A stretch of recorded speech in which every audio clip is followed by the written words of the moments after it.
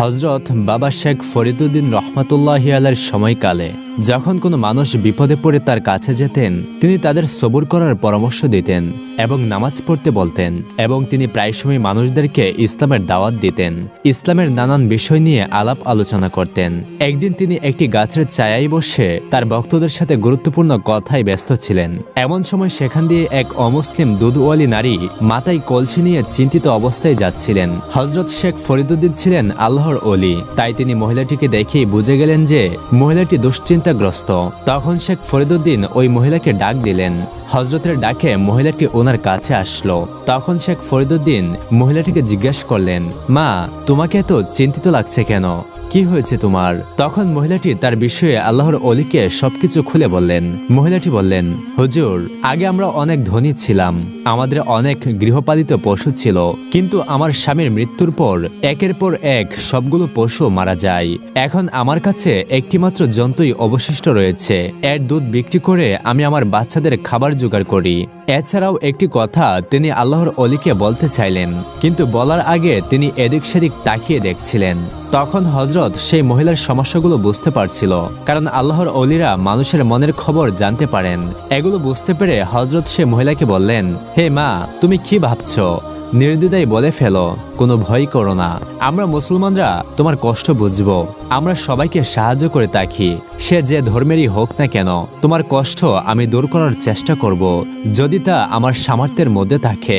তারপর ওই মহিলা বাবাকে এমন সব রহস্যময়ী কথা বলতে শুরু করলো, আর সেই কথাগুলো বলার সময় তার ঠোঁট কাঁপছিল। সে বলল, হে হজরত, কিছুদিন ধরে এখানকার এক জাদুকর আমাকে খুব বিরক্ত করছে। তারা আমাকে বলে আমার ছাগলের যত দুধ আছে সমস্ত দুধটা তাদেরকে দিয়ে দেওয়ার জন্য।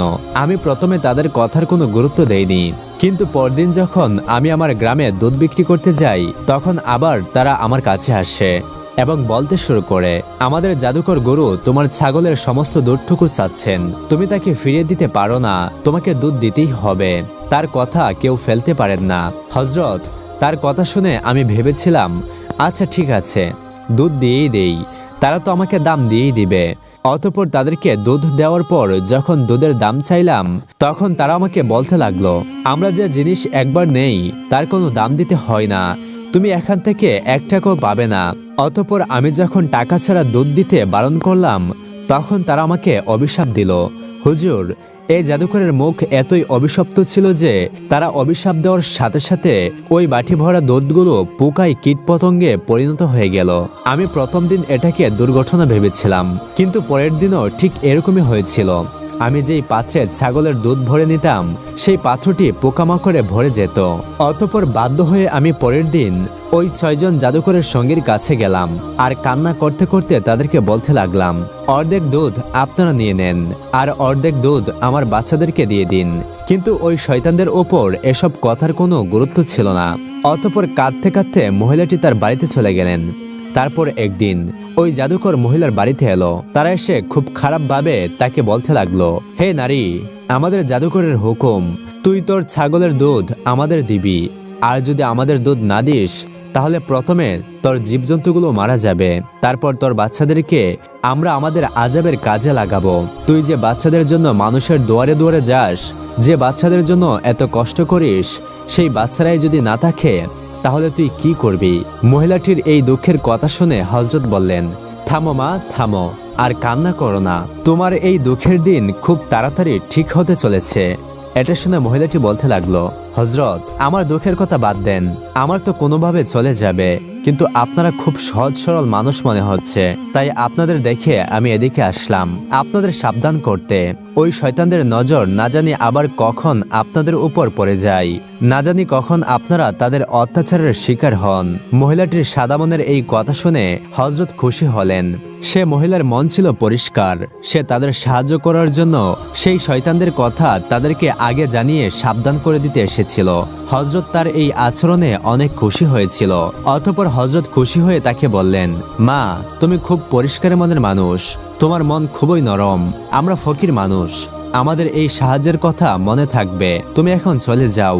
আমরা মুসলমানরা বিশ্বাস করি আল্লাহ তাআলা যতক্ষণ পর্যন্ত না কাউকে কোনো বিপদগ্রস্ত করছেন ততক্ষণ পর্যন্ত এই পৃথিবীর কেউ তাদেরকে কোনো বিপদে ফেলতে পারবে না। যদি তুমি ওই জাদুকর লোকজনের ভয়কে বাদ দিয়ে আল্লাহর ভয়কে তোমার নিজের মনে গ্রহণ করে নাও, তাহলে তুমি নিজেও সহি সালামতে থাকবে।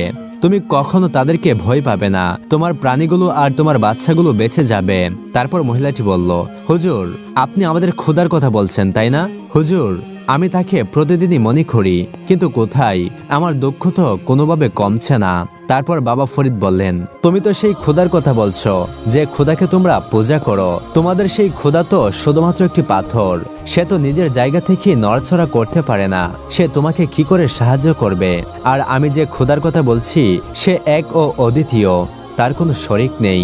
কেউ কখনো তার সিদ্ধান্ত বদলাতে পারে না। তুমি যদি সেই আল্লাহকে বিশ্বাস করতে শুরু করো তাহলে তুমি সহি সালামতে থাকবে। শয়তানের শক্তি কিছুদিনের জন্য, আর রহমানের শক্তি সব সময়ের জন্য।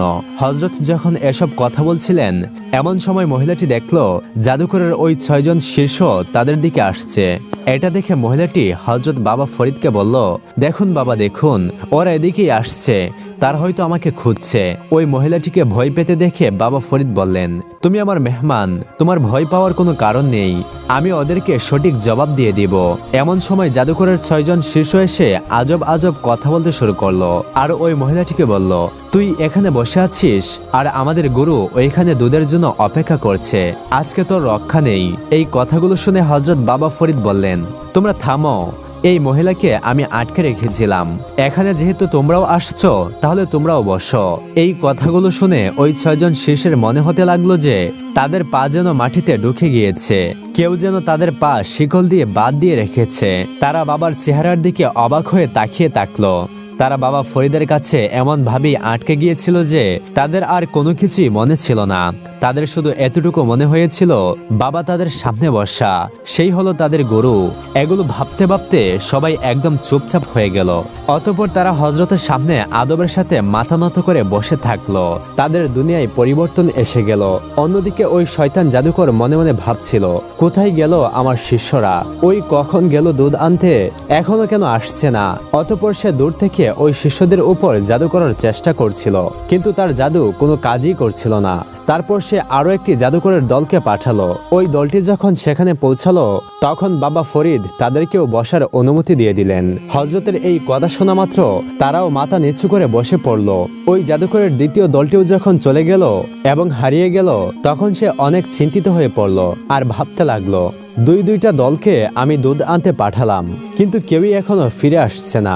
মনে হয় সেই সুন্দরী দুধ বিক্রেতা নারী তাদেরকে আটকে রেখে দিয়েছে, আমাকে সেখানে যেতে হবে। অতঃপর জাদুকর সেখানে গিয়ে রাগান্বিত হয়ে জোরে চিৎকার করে বলল, তোমরা এখানে কি করছো? আমি কি তোমাদেরকে এখানে বসে থাকার জন্য পাঠিয়েছিলাম? তারপর বাবা ফরিদ বললেন, আমি ওদেরকে এখানে আটকে দিয়েছি। জাদুকর বলল, তোমার এত বড় স্পর্ধা যে তুমি আমার শিষ্যদেরকে আটকে রাখো? এই বলে সেই জাদুকর মন্ত্র পড়ে ফু দিয়ে সনদের পাথর বানিয়ে দিল। অতঃপর সে জাদুকর বাবা ফরিদকে বলতে লাগলো, আমি এগুলোর উপর এত আমল করেছি যে আমার চেয়ে বড় কোনো জাদুকর এখানে নেই। আমি যেভাবে চাই, যখন চাই তখনই মানুষদেরকে আমি কীট পতঙ্গে পরিণত করে দিতে পারি। এই বলে সে মন্ত্রের পর মন্ত্র পড়ে তার সৈন্যদের উপর ফু দিতে শুরু করলো। সেই জাদুকর ভেবেছিল এখনই তার শিষ্যরা উঠে দাঁড়াবে এবং বাবাকে আক্রমণ করবে, কিন্তু জাদুকরের সব মন্ত্র ফিরে আসছিল। জাদুকর যখন এগুলো করে ক্লান্ত হয়ে গিয়েছিল তখন বাবা বললেন, এসব জাদুটোনা এখানে চলবে না, এরা এখন আমার শিষ্য, তোমার না। এরা এখন মুসলমান হয়ে গিয়েছে। তুই এদের দ্বারা গরিব দুঃখী মানুষদের উপর দিনের পর দিন অনেক অত্যাচার করেছিস। তোর জন্য এই বেচারি দুধওয়ালি অনেক সমস্যায় পড়েছে। হযরতের এই কথা শুনে জাদুকর খুব রেগে গেল এবং চিৎকার করে করে মন্ত্র পড়তে শুরু করলো। আর তখনই সেখানে কিছু দুষ্ট জিন এসে উপস্থিত হলো। তার ডাকে যত বড় বড় শয়তান ছিল তারা সবাই চলে আসলো। তখন জাদুকর বলতে লাগলো, হে আমার শিষ্যরা, তোমরা এই জাদুকরের উপর আক্রমণ করো। সে আমার সৈন্যদের উপর জাদু করেছে এবং আমার জায়গা জমি দখল করতে চাচ্ছে। তখন ওই দুষ্ট জিনেরা বাবার নুরানি চেহারা দেখে ভয় পেয়ে গেল এবং জাদুকরের জাদু উল্টে গিয়ে তার উপরেই পতিত হলো। এক বাদশার 7টি মেয়ে ছিল। একদা সেই বাদশা তার মেয়েদেরকে ডাকলেন আমি তোমাদেরকে একটা প্রশ্ন করব, তোমরা যদি সেই প্রশ্নের সঠিক উত্তর দিতে পারো তাহলে তোমাদের জন্য অনেক দামি পুরস্কার রয়েছে। আচ্ছা বলো তো, তোমাদের পালনকর্তা কে এবং কে তোমাদের রিজিকের মালিক? পিতার এই প্রশ্ন শুনে 6 মেয়ে উত্তরে বলল, আব্বাজান, আপনি আমাদের পালনকর্তা এবং আপনি আমাদের রিজিকের মালিক। অতঃপর যখন সবচেয়ে ছোট মেয়েকে এই প্রশ্নের উত্তর জিজ্ঞাসা করা হয় তখন সে বলে, আব্বাজান, আমাদের একমাত্র পালনকর্তা মহান আল্লাহ রাব্বুল আলামিন এবং তিনি আমাদের রিজিকের একমাত্র মালিক। ছোট মেয়ের মুখে এই কথা শুনে বাদশা অনেক রাগান্বিত হলেন এবং বললেন, আমি তোমাদের খাবার দেই, আমি তোমাদের ভরণ পোষণ করি, আর তুমি আমার কথা না বলে বলছো আল্লাহ তোমার পালনকর্তা? এর জন্য তোমার উপযুক্ত শাস্তি হওয়া দরকার। অতঃপর বাদশা সিপাহীদেরকে আদেশ দিল ছোট মেয়েকে জঙ্গলে ফেলে আসার জন্য। তারপর বাদশা ছোট মেয়েকে বলল, এবার দেখব আল্লাহ কিভাবে তোমাকে লালন পালন করেন এবং তোমার রিজিকের ব্যবস্থা করেন। অতঃপর সিপাহীরা মেয়েটিকে নিয়ে একটি বিশাল জঙ্গলের উদ্দেশ্যে রওনা হলো। তারা পথ চলতে চলতে এক ঘন জঙ্গলে এসে পৌঁছালো। অতঃপর সিপাহীরা মেয়েটিকে সেখানে রেখে চলে গেল। দুপুর থেকে সন্ধ্যা গনিয়ে আসলো। তখন মেয়েটা ভাবলো, আজ রাতটুকু আমাকে কিছু কাঠ জোগাড় করে আগুন জ্বালিয়ে রাত্রি যাপন করতে হবে। তারপর মেয়েটা কাঠখড় খুঁজতে শুরু করলো এবং খুঁজতে খুঁজতে একটি বাড়ির সামনে গিয়ে হাজির হলো। আর এটা দেখে সে অবাক হয়ে গেল যে এত ঘন জঙ্গলে এই কুড়ের ঘরটা কোথা থেকে আসলো। তাছাড়া ওই কুড়ের ঘরের সামনে একটা ছাগল বাঁধা ছিল এবং ভেতর থেকে সে একটা লোকের কাশির শব্দ শুনতে পেল। মেয়েটা আবার কিছুটা ভয়ে ভয়ে কুড়ের ঘরের সামনে গেল এবং ভেতরে ঢুকে একজন বৃদ্ধ লোককে পানির জন্য হাহাকার করতে দেখলো। বৃদ্ধ লোকটাকে দেখে রাজকুমারী তাড়াতাড়ি তার জন্য পানি নিয়ে আসলো আর ওই পানি পান করে লোকটা প্রাণে বেঁচে গেল। পানি পান করার পর লোকটা বলল, কে তুমি মা? এই জঙ্গলে কি করছো? তারপর রাজকুমারী তার সাথে ঘটে যাওয়া সমস্ত ঘটনা খুলে বলল। তখন লোকটা বলল, মা, আমি একজন দিনমজুর। কাল সকালে আমি 7 দিনের জন্য শহরে চলে যাব কাজের উদ্দেশ্যে। চাইলে তুমি আমার ঘরে থাকতে পারবে যতদিন তোমার মন চাই। এখানে খাওয়া দাওয়ার সকল সামগ্রী উপস্থিত আছে। অতঃপর পরদিন সকালে বৃদ্ধ লোকটা যখন চলে গেল তখন রাজকুমারী সম্পূর্ণ কুড়ে ঘর গুছিয়ে রাখলো এবং ছাগলের দুগ্ধ দহন করলো। অর্ধেক নিজে পান করলো আর বাকি অর্ধেক বাহিরের একটি বাটির মধ্যে রেখে দিল যেন কোনো ক্ষুধার্ত জীবজন্তু খেতে পারে। পরদিন সকালে মেয়েটি ঘুম থেকে উঠে দেখতে পেল যে বাটিটা পুরোপুরি খালি পড়ে আছে এবং বাটির সামনে একটা অমূল্য রত্ন পড়ে আছে। তখন হঠাৎ করে রাজকুমারীর মনে পড়ল যে কোনো সাপ যদি খুশি হয় তখন এমন অমূল্য রত্ন রেখে যায়। তাই মেয়েটা মনে করলো কোনো সাপ খুশি হয়ে এটা তাকে দিয়ে গেছে আর এই রত্নের মূল্য অন্যান্য রত্নের চেয়ে অনেক গুণ বেশি। এরপর ওই মেয়েটা ওই রত্নটা যত্ন সহকারে রেখে দিল। পরদিন আবারও ওই একই ঘটনা ঘটল। এরপর ওই রাজকুমারী 7 দিনে 7টা রত্ন পেল। বৃদ্ধ লোকটা শহর থেকে আসার পর মেয়েটা তাকে ওই 7টা রত্ন থেকে 3টা রত্ন দিয়ে বলল, বাজারে এগুলো বিক্রি করে আসুন। বৃদ্ধ লোকটাও মেয়েটার কথা মতো 3টা রত্ন বিক্রি করে সেই টাকা মেয়েটার কাছে এনে দিল। অতঃপর মেয়েটা একটা কাঠের কারখানা তৈরি করলো। তার কিছুদিন পর একটা রাজমহল তৈরি করলো আর বাকি 4টি রত্ন দিয়ে তার গলার মালা বানিয়ে রেখে দিল। মেয়েটা ধীরে ধীরে অনেক খ্যাতিমান হতে লাগলো, কেননা মেয়েটা যতই উন্নতি করছে ততই গরিব দুঃখীদেরকে দান করছে। আর কোনো একদিন এই খবর তার বাদশা পিতার কাছে পৌঁছে যায়, কিন্তু বাদশা জানে না যে এই মেয়েটা তার নিজেরই মেয়ে। অতঃপর একদিন বাদশা ওই রাজকুমারীর সাথে দেখা করতে চাইল, কিন্তু রাজকুমারী বলল, আমি এক শর্তে বাদশার সাথে দেখা করতে পারি, আর সেটা হলো বাদশার সব মেয়েদেরকে নিয়ে আমার সাথে দেখা করতে আসতে হবে। মেয়েটার এই প্রস্তাবে বাদশা রাজি হয়ে যায় এবং বাদশার সব মেয়েদেরকে নিয়ে ওই রাজকুমারীর মহলে প্রবেশ করলো। তখন মেয়েটা নিজের মুখ ঢাকা অবস্থায় সকলের সামনে আসলো এবং তাদের সাথে কৌশল বিনিময় করলো। অতঃপর বাদশা বলল, মা, তুমি আমার মেয়ের মতো, তুমি কেন মুখ দেখে রেখেছ? তখন মেয়েটা বলল, আচ্ছা আপনারা বসুন, আমি কিছুক্ষণের মধ্যেই তৈরি হয়ে আসছি। মেয়েটার এই কথা শুনে বাকি 6 মেয়েরা গোপনে আলাপ করতে লাগলো। আর কত তৈরি হবে, এমনিতেই অনেক সেজেগুজে রয়েছে।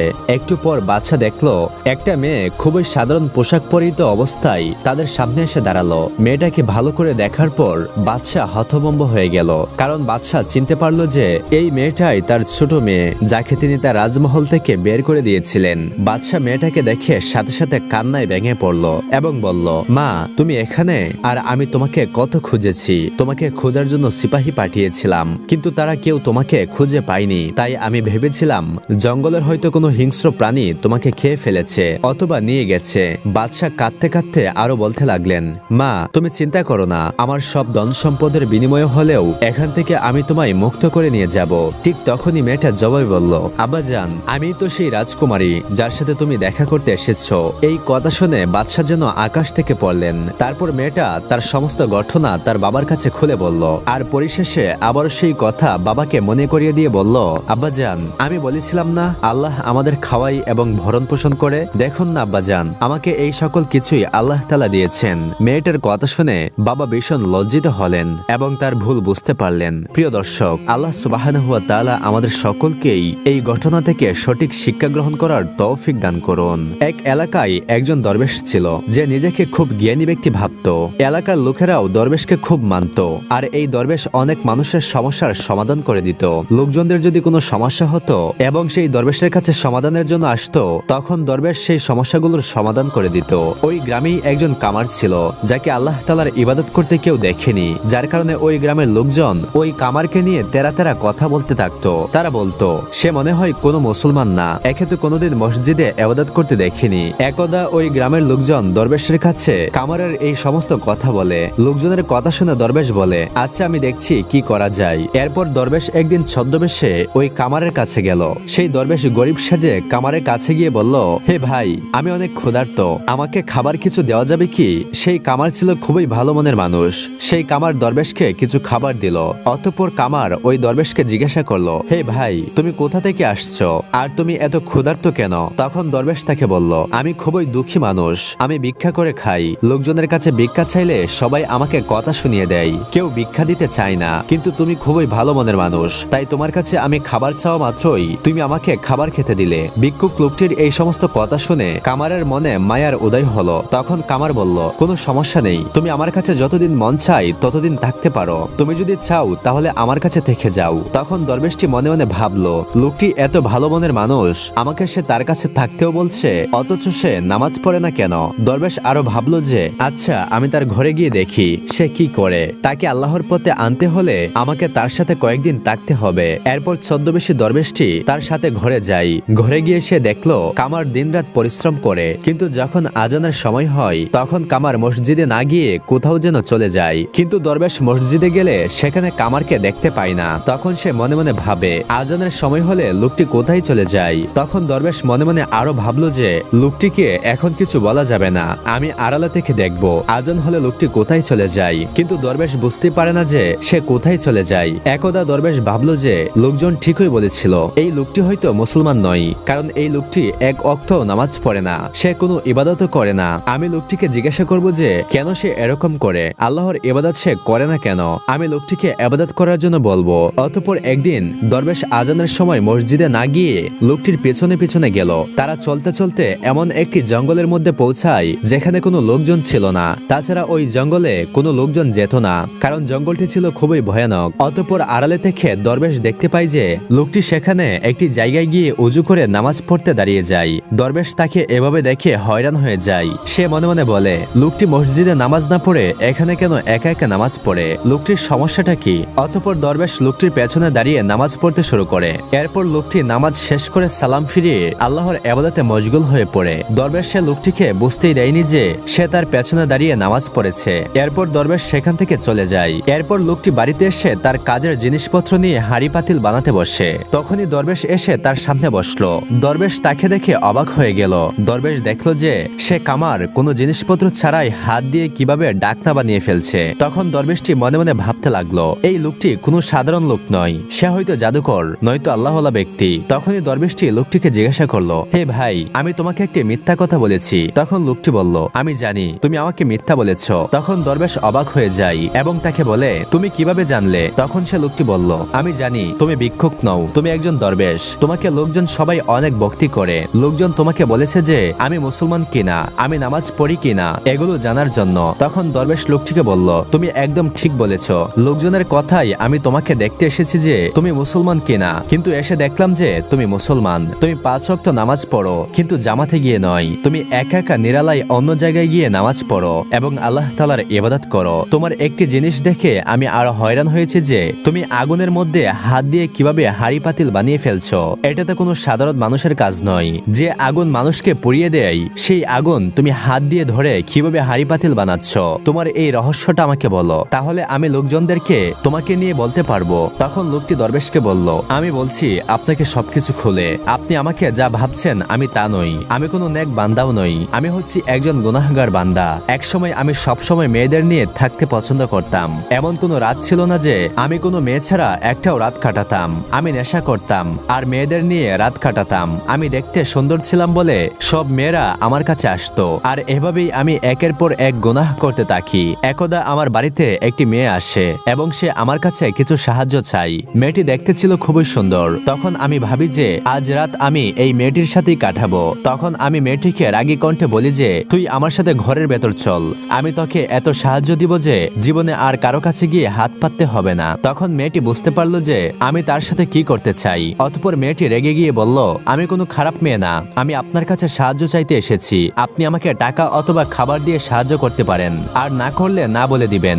এই কথা বলে মেয়েটি সেখান থেকে চলে যায়। তখন আমি মনে মনে ভাবতে থাকি যে এই মেয়েটি কে, যে আমার প্রস্তাব সোজাসাপটা নাকচ করলো, আমার প্রস্তাবে রাজি হলো না। আজ পর্যন্ত আমাকে কোনো মেয়ে না করেনি, আর এই সামান্য ভিক্ষুক মেয়েটি আমার প্রস্তাব ছিটকে ফেলে দিল। তখন আমি ভাবি আমাকে প্রতিশোধ নিতে হবে। অতঃপর একদিন আবারও সেই মেয়েটি আমার বাড়িতে আসলো। দরজা খুলে দেখি ওই মেয়েটি দাঁড়িয়ে আছে। মেয়েটিকে দেখে আমার আগের কথাগুলো মনে পড়লো। তখন আমি তাকে বলি, তুমি তো আমার প্রস্তাবে রাজি হওনি, তাহলে আবার কেন এসেছো? মেয়েটি তখন কান্না করতে থাকে আর বলতে থাকে, আমি তোমার প্রস্তাবে রাজি আছি। তখন মেয়েটিকে আমার সাথে ঘরে নিয়ে যাই। অতঃপর যখনই আমি মেয়েটির কাছে যেতে চাইলাম, তখন মেয়েটি ভয়ে থরথর করে কাঁপতে লাগলো। তখন আমি মেয়েটিকে বললাম, তুমি এভাবে কান্না করছো কেন? তুমি কি আগে কখনো কোনো পুরুষের কাছে যাওনি? মেয়েটি বলল, নাউজুবিল্লাহ নাউজুবিল্লাহ, না, আমি কোনোদিনও কোনো পুরুষের কাছে যাইনি। আমাদের এই দুজনের গুনাহ যেন আল্লাহ তাআলা না দেখে ফেলে। তখন আমি বললাম, তাহলে তুমি আমার কাছে কেন এসেছো? মেয়েটি তখন উত্তর দিল, আমি আমার মায়ের জন্য আসছি। আমার মা বেশ কয়েকদিন যাবৎ ক্ষুধার্ত। মায়ের ক্ষুধার কষ্ট আমি দেখতে পারিনি, তাই আমি তোমার এই প্রস্তাবে রাজি হয়েছি। অন্যথায় আমি কখনো আসতাম না, কারণ আমি আল্লাহ তাআলাকে ভয় পাই। কারণ তিনি সব দেখতে পান, আল্লাহ তাআলা সবকিছু শুনতে পান। তার কাছ থেকে ফাঁকি দেওয়া যায় না। আমরা যদি পবিত্র থাকি তাহলে আল্লাহ তাআলা আমাদের সাথে থাকবে, আর আমরা যদি নাপাক থাকি আমাদের মাঝে শয়তান থাকবে। এই শয়তান এখন আমাদের মাঝে রয়েছে। তুমি যদি আমাকে ছেড়ে দাও আর আমাকে কিছু রুটি দাও, তাহলে আমি আমার ক্ষুধার্ত মাকে খাবার দিতে পারবো আর তোমাকে দোয়া দিয়ে যাব। তুমি তো কামার, হাড়ি পাতিল বানাও। তুমি হাড়ি পাতিল যে আগুন দিয়ে বানাবে, সেই আগুন তুমি হাত দিয়ে ধরতে পারবে। তোমার হাতে আগুনের কোনো পোড়া লাগবে না। তুমি আগুনের মধ্যে তোমার হাত দিয়ে হাড়ি পাতিল বানাতে পারবে।